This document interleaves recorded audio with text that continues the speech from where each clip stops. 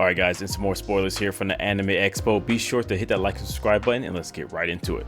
And here we have the Freedom Gundam. Yeah, the image is really blurry here, so I added some more easier to read stats here. So it has blocker. So it says during pair, once per turn, when you pair a pilot with this unit or one of your other white units, choose one enemy unit, it gets -2 AP during this turn.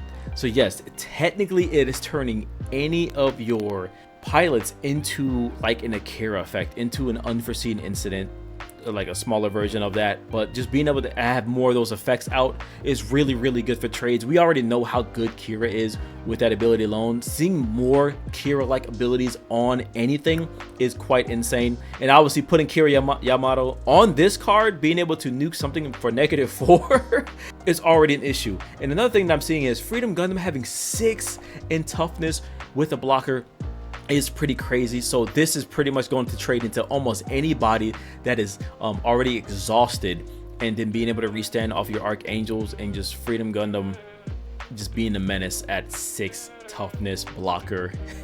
That's pretty rough.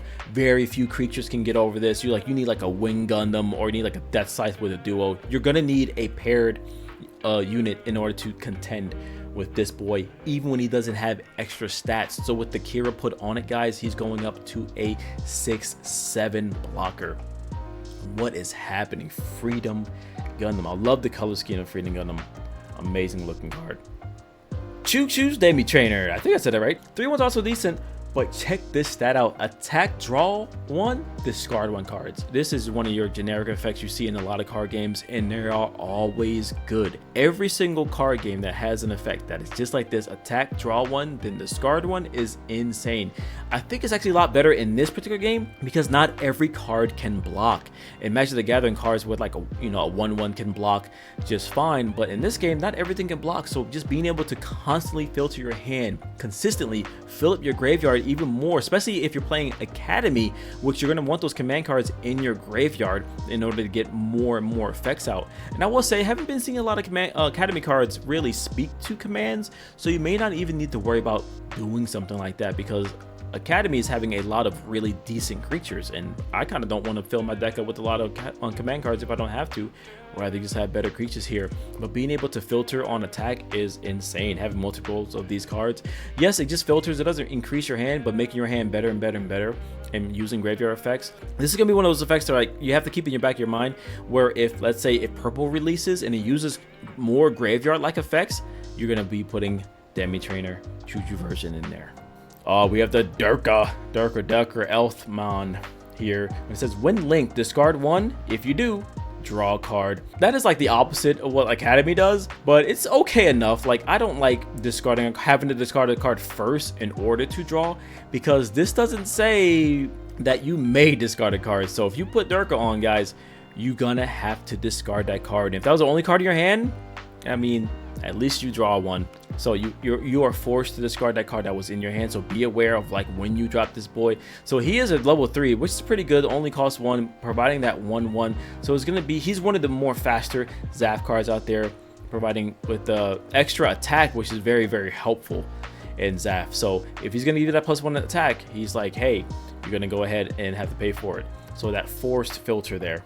Another white card, Academy here. We're looking at another level 2 cost 2. We have a lot of bodies in Academy at this level here, but it's a 2/3. I generally don't like the 2/3 stat, guys. For some reason, it just doesn't feel like it has a really good place right now, and it also doesn't have a link. So I went ahead and clean this card up so it's easy to see, but I don't think many people are going to be testing this card. So, because like, yeah, it's Academy. Do you need it?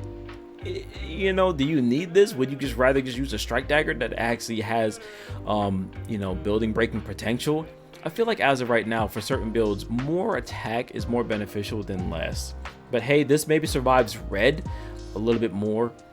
And yeah, it just comes on the math. So maybe if you need more 2/3s, comes on the math, then go ahead and throw this boy in. Yes, here she is, boys.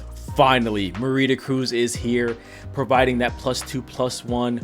And her effect says, during link, when attacking, choose one enemy unit whose level is equal to or lower than this unit, deal 1 damage to it. So that's pretty good. I like that variable. I love that change there. It is a level 4 1 pilot. That is perfect cost line there. But being able to essentially deal 1 damage on every single attack, obviously if you put it in the Kshatriya, The legendary version, you can be looking at level 5 or lower, or if you put it in the Banksy or normal Kasatsu, you can be looking at level 4 or lower. But just being able to attack and just dealing 1 extra damage there is pretty insane. But yes, you can only use this when linked with something. So she is Neo Zeong, she is that cyber new type. Obviously, you're going to be playing her in her units. She already has 3 units available to her. She actually has more units available to her if you include the Shamblo. Being able to go into Shamblo and also dealing an additional damage or something when swinging and dealing 3 damage or something, disgusting. Yazak here is mad that Marita Cruz is just a superior card, but let's go ahead and check out what he does. He says once per turn, when an enemy link unit is destroyed with damage while this unit is attacking, draw 1 card. Okay, I take that back. This card is actually pretty insane, but like you have to kill an enemy linked unit, so it's very like niche, but at the same time a lot of decks are using linked units. You're probably going to see a linked unit almost every single fight unless there is something, maybe an aggro deck does not have it. Even then they play their Char as symbols, and of course they play Amuro Ray, so there's always a chance to get this, and just being able to get draw power in red is pretty good. Zaf has that, like the 3rd tier of draw ability where they're hyper conditional on it, like they have access to it still, but it's there, so not too bad. And obviously being a 3/1, providing that +1 stat, that's what Zaf users are looking at. They're looking at that +1 attack power.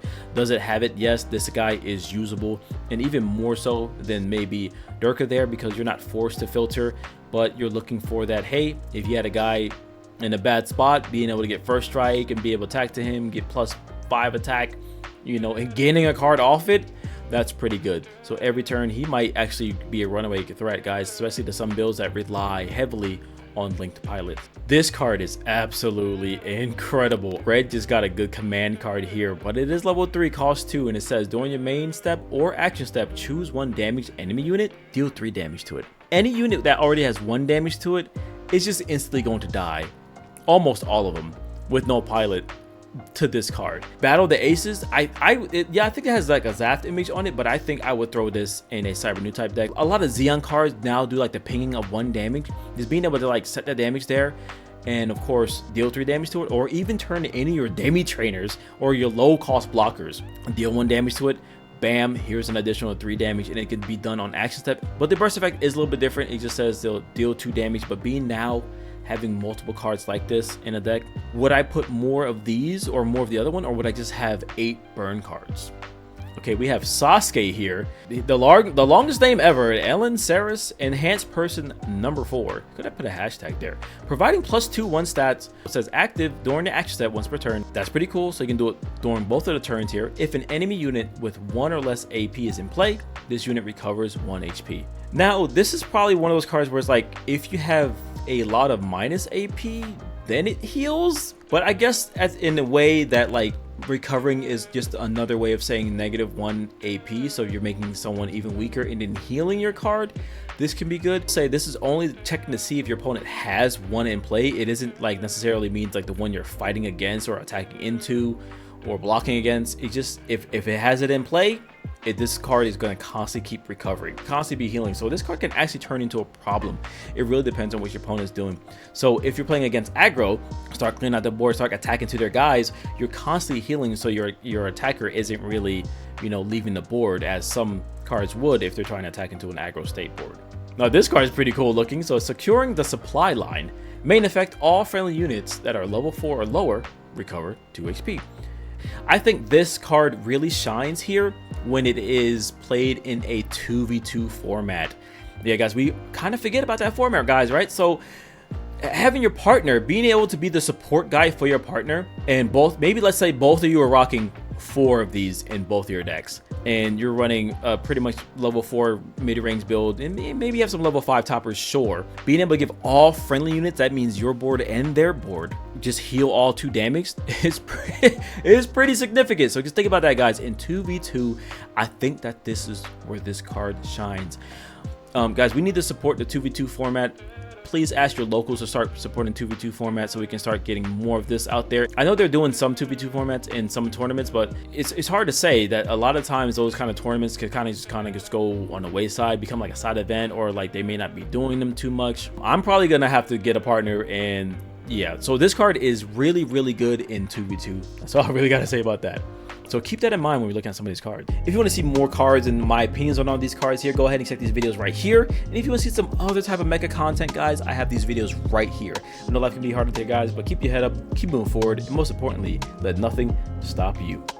Peace out, guys.